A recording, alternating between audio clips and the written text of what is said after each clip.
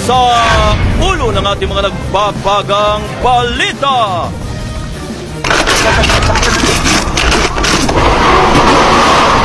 Mga nasugatan sa lindol sa Mindanao, halos 400 na. Mahigit 1,000 pamilya pinalikas dahilan sa bantang landslide.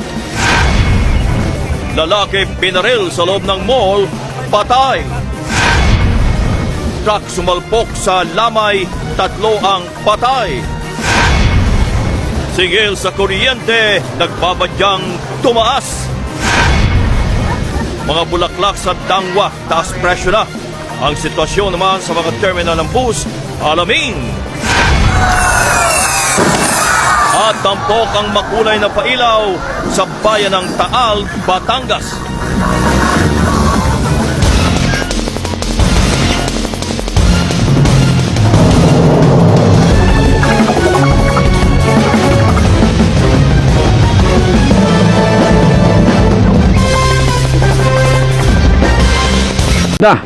TV Patrol. Mga nagbabagang balita. The members of the ninja or members of the police who are then protecting the drug syndicates in this country. I'm placing per head 2 million. Pangulong Duterte nag-alok ng patong sa bawat ulo ng mga tinaguriang Ninja Cup. Nabimbing pensyon ng war veterans iniutos ding ipalabas na. Itinuturong drug lord ng Region 6 na si Melvin Odicta at asawa patay sa pamamaril sa Katiklan Port. Presyo ng produktong petrolyo tataas na naman sa ikatlong sunod na linggo. Viral sa social media, truck driver sa Cebu pinagsusuntok at sinipa ng nakakit-kitang pulis. Pasahero ng biktima tinutukan pa ng baril.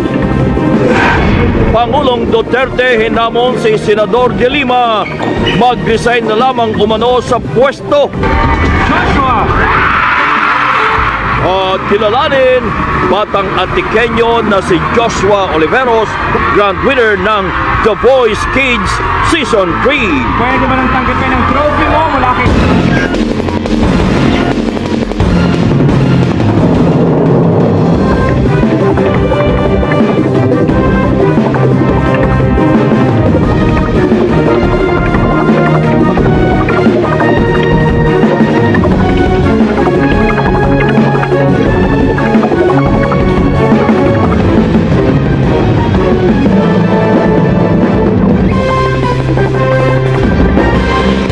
ABS-CBN News and Current Affairs.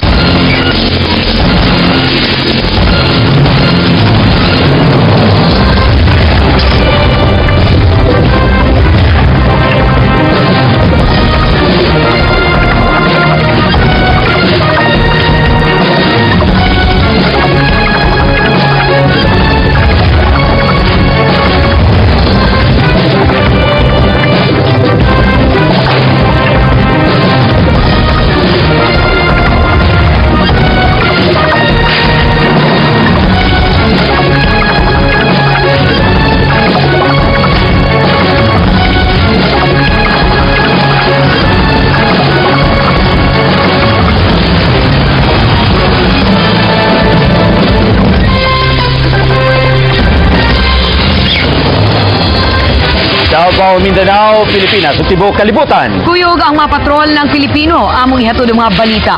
Tensyon sa Barangay Gabi, Compostela natapos na gyud, human gipahigayon ng special election. Giproklamada yon sa COMELEC si Lema Bolo, isip mananaog nga mayor. Niya na, hawang headlines. Katusan ka volunteer ng limpyo sa eskwelahan sa pagbukas sa brigada eskwela. Mga sagbot, hugaw o mga basura nga salin sa eleksyon o nagkatag sa mga eskwelahan. Number 1 elected municipal councilor sa Governor Generoso, ipusil patay ang biktima. Leader sa Akbayan Party List. Kapin 50 ka mga residente sa Carmen Dam site, gitabang human nga hilot sa pagkaong puto o cake. O o lalaking giingong ng rape sa Samal. Kritikal human gipusil. Suspect nadakpan hinoon sa pulis. Kunti, bumabangon, sama-sama lang kahit mahirap. Magtulungan para sa kaibubuti na ng lahat. Tayo ang lingkod. Tayo ang kapamilya. Sa ulo ng mga nagbabagang balita. Pagpapauwi sa labi ng Pinay caregiver na namatay sa airstrike sa Israel, minamadali, tulong para sa pamilya ng OFW, tiniyak ng pamahalaan.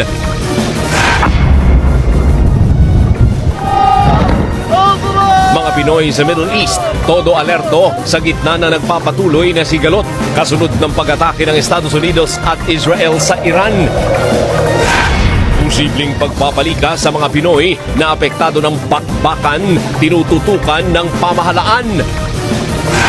2 minor de edad patay sa pananaksak sa sementeryo sa Morong Rizal. Maritime student sa Cavite patay matapos umailalim sa initiation rites sa isang fraternity. 2 sa 4 na reklamong impeachment laban kay Vice President Sara Duterte ay diniklarang sufficient in form. At sa huling 10 gabi, Coco Martin raratsada sa FPJ's Batang Quiapo.